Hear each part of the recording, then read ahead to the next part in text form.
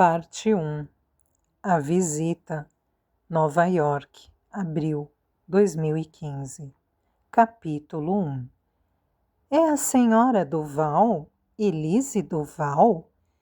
A voz ao telefone repetia o nome dela, enquanto Elise permanecia em silêncio. Estivemos em Cuba faz pouco tempo, minha filha e eu. Queremos entregar pessoalmente algumas cartas em alemão que pertencem à senhora. Elise sempre tivera a capacidade de prever o futuro, mas hoje não. Esse dia ela nunca previra. Por um instante, achou que o telefonema era engano. Afinal de contas, ela era francesa e tinha morado em Nova York nos últimos 70 anos. Desde que um tio materno a adotara no final da Segunda Guerra. Agora, seus únicos parentes vivos eram sua filha Adele e seu neto Etienne. Eles eram seu mundo e tudo que viera antes disso tinha ficado envolto nas sombras. Senhora Duval? Repetiu a mulher insistindo com delicadeza, paralisada de terror. Elise procurou um apoio, sentindo que estava prestes a desmaiar. Podem vir me ver esta tarde? Foi tudo que ela conseguiu dizer antes de desligar, esquecendo-se de verificar se tinha algum compromisso ou se deveria ter consultado a filha primeiro. Ela ouviu o nome da mulher, Ida Rosen, e da filha dela, Ana, mas sua memória estava em branco, fechada para o passado. Só tinha certeza de que no momento não tinha vontade nenhuma de verificar a procedência da mulher e da filha, nem precisara dar a elas seu endereço porque já o tinham. O telefonema não fora engano, ela sabia. Elise passou as horas seguintes tentando decifrar o significado da breve conversa. Rosen, ela repetia para si mesma, enquanto reavivava as vagas lembranças das pessoas que tinham cruzado o Atlântico com ela depois da guerra. Só algumas horas haviam se passado e o telefonema já começava a se desvanecer em sua memória limitada e seletiva. Não há tempo para lembranças, ela costumava dizer ao marido e depois para a filha, e agora para o neto. Ela se sentia um pouco culpada por não ter feito nenhuma objeção à visita da desconhecida. Podia ter perguntado quem tinha escrito as cartas, porque tinham ido parar em Cuba, o que a senhora Rosen e a filha dela tinham ido fazer lá. Em vez disso, ela se calara. Quando a campainha finalmente tocou, seu coração parecia querer saltar pela boca. Ela tentou fechar os olhos, respirar fundo e contar os batimentos. 1, 2, 3, 4, 5, 6, para conseguir se acalmar. Essa era a única lembrança mais clara que tinha da sua infância. Não fazia ideia de quanto tempo tinha ficado no quarto, vestida com o seu terninho azul marinho esperando. Ao ouvir a campainha, sentiu como se os seus sentidos tivessem ficado mais aguçados. Agora podia até perceber a respiração das duas desconhecidas do outro lado da porta, aguardando por ela uma viúva cansada e decrépita. Mas por quê? Colocou a mão na maçaneta e se deteve, com a esperança de que a visita não passasse de uma ilusão. Algo com que sonhara, um dos tantos delírios provocados pela idade. Fechou os olhos uma vez mais e tentou vislumbrar o que aconteceria, mas nada lhe ocorreu. Ficou claro para Elise que o encontro não dizia respeito ao futuro. Significava uma volta ao passado do qual não podia fugir. Uma sombra que a acompanhava desde o dia em que desembarcara no porto de Nova York, quando a mão de um tio que se convertera em pai a resgatara do abandono. Mas não podia trazer de volta as lembranças, apagadas por pura necessidade para que pudesse sobreviver. Ela abriu a porta com determinação e um feixe de luz lhe ofuscou os olhos. O barulho do elevador, um vizinho que descia as escadas, um cachorro latindo e a sirene de uma ambulância a distraíram por um segundo. O sorriso da mulher a trouxe de volta à realidade.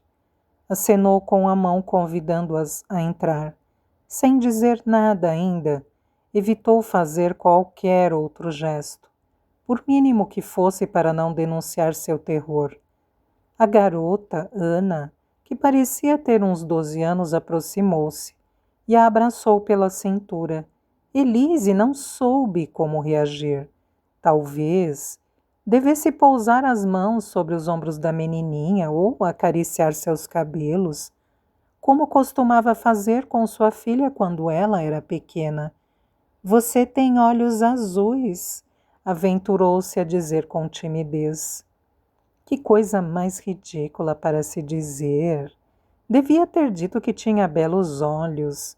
Pensou Elise, tentando não reparar que a menina tinha olhos azuis amendoados e caídos como os dela, que seu perfil... Não, melhor não pensar no perfil, disse temerosa aos seus botões, vendo em si mesmo o rosto daquela menina desconhecida. Com esforço, Elisa as conduziu até a sala de estar. Justo quando ia pedir que se sentassem, Ana estendeu para ela uma pequena caixa de ébano, sem lustro.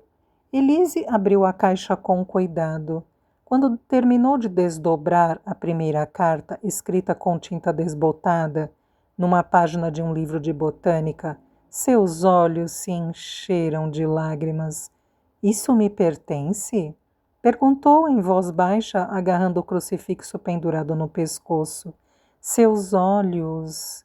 Ela repetiu, fitando Ana, com uma angústia infinita. Elise tentou se recompor, mas sentia que o coração a impedia. Ela perdia o domínio sobre si, sobre a vida que tão cuidadosamente tinha construído. Podia ver seu próprio rosto à distância, como se admirasse a cena de longe, como outra testemunha na sala. Suas palmas começaram a ficar pegajosas e a caixa escorregou das suas mãos, fazendo as cartas se espalharem pelo tapete. A foto de uma família com duas garotinhas de olhares assustados jazia entre papéis amarelados. Elise fechou os olhos e sentiu uma punhalada no peito, que a fez se desequilibrar. Quando desabou sobre o tapete desbotado, achou que estava acontecendo por fim, o último ato de esquecimento.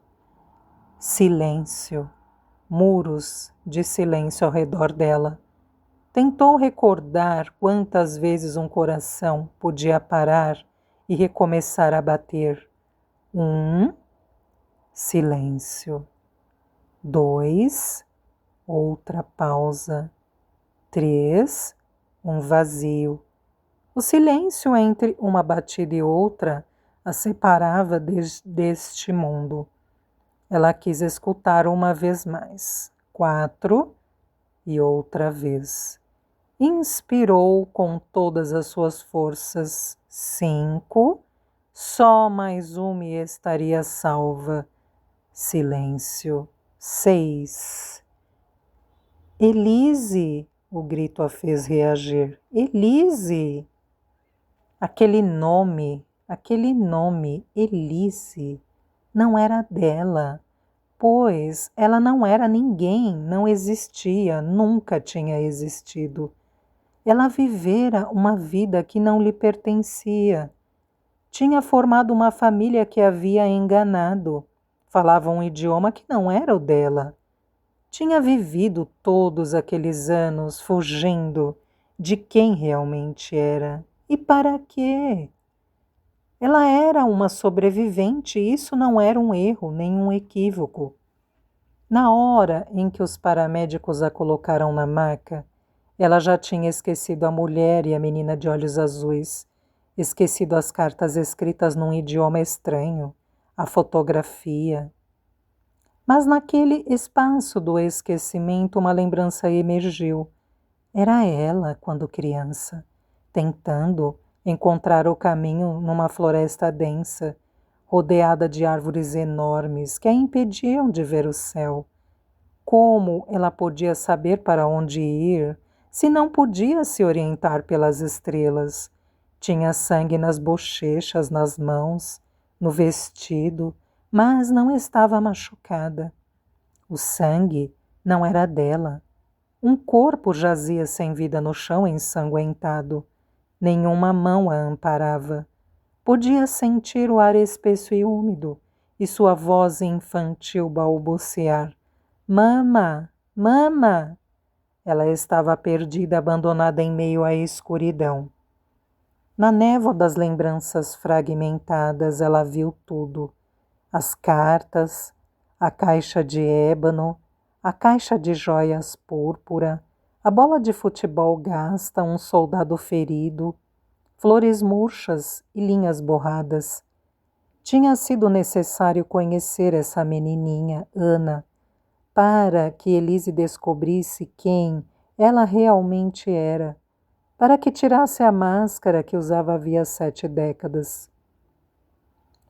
O passado, que agora a recompensava com esta última e inesperada visita, com a imagem das cartas escritas à mão, nas páginas de um livro familiar, não pelo que estava escrito nele, mas pelas horas que ela tinha passado desenhando letras e flores que a haviam acompanhado durante todos os dias da sua infância. Hidrocaris morsus ranai, ela sussurrou.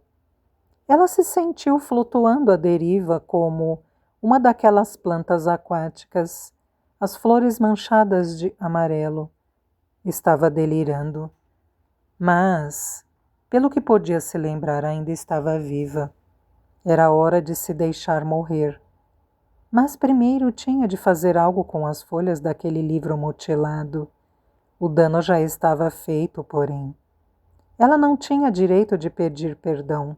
Fechou os olhos e contou as batidas do coração. O silêncio entre elas ajudou a dissipar seu medo. Quem a ensinara a fazer isso? Pronto, ela ouviu. Sentiu um peso sobre o peito. O primeiro choque elétrico provocou palpitações que ela nunca sentira. Prometeu a si mesma que não ia permitir que a ressuscitassem. Ela não queria viver. Na infância, tinham-na embarcado num enorme transatlântico e ela nunca se atrevera a olhar para trás. Não iria fazer isto agora. Com o segundo choque, o calor voltou e a obrigou a abrir os olhos. Lágrimas começam a brotar sem controle. Não conseguia saber se estava viva, por isso chorava. Alguém pegou a mão dela e acariciou ternamente sua testa. Mãe! Ela ouviu a voz chorosa da filha. Estava tão perto que Elise não conseguia distinguir suas feições. Será que ela conseguiria encontrar palavras para explicar a Adele, sua única filha, que ela tinha sido criada como com uma mentira? Elise, como se sente? Não foi minha intenção. Ida também estava ali, obviamente aflita pelo efeito causado por sua visita. Adele ficou em silêncio. Não conseguia entender o que aquela desconhecida e a filha dela faziam no hospital com sua mãe, uma anciã à beira da morte. Num idioma que ela não reconhecia, Elise ouviu-se murmurar uma frase que chegava de longe, de algum lugar ao longe. Mama verlas mit nicht. Não me abandone. Um silêncio. 2, silêncio. 3, silêncio. 4, 5. Ela respirou fundo, à espera que seu coração batesse mais uma vez. Verão, 1939. Minha pequena Viera. Passaram-se apenas algumas horas, mas mama já sente muito a sua falta. As horas são dias, semanas, meses para mim, mas eu me conforto sabendo que você ainda vai me ouvir à noite, suas noites, que para mim são amanheceres, quando eu canto em seu ouvido e leio para você páginas do nosso livro de botânica favorito. Você é como aquelas flores que têm de aprender a sobreviver numa ilha, na terra úmida e com um sol escaldante. Você precisa de luz para viver. E lá não lhe faltará. Não será fácil, mas não fique com medo, pois tenho certeza de que você vai crescer e vai ficar cada vez mais forte. Sua irmã sente sua falta. Quando vamos para a cama, ela me pede para contar histórias sobre você e aqueles dias felizes em que éramos uma família. Seja forte, fique sempre ao sol e cresça. Assim, quando nos encontrarmos novamente, porque isso vai acontecer, você vai poder correr para nós e nos abraçar assim como fizemos no porto ao lado daquele enorme navio. Minha Viera, lembre-se de que sua mãe, embora muito longe, zela por você. Quando você estiver com medo, conte as batidas do seu coração para se acalmar, do jeito que papá lhe ensinou. Sua irmã é uma especialista nisso também. Não se esqueça, pequena. Toda sexta-feira, acenda 2 velas. Feche os olhos e pense em nós. Estamos com você, com todo o meu amor. Mama.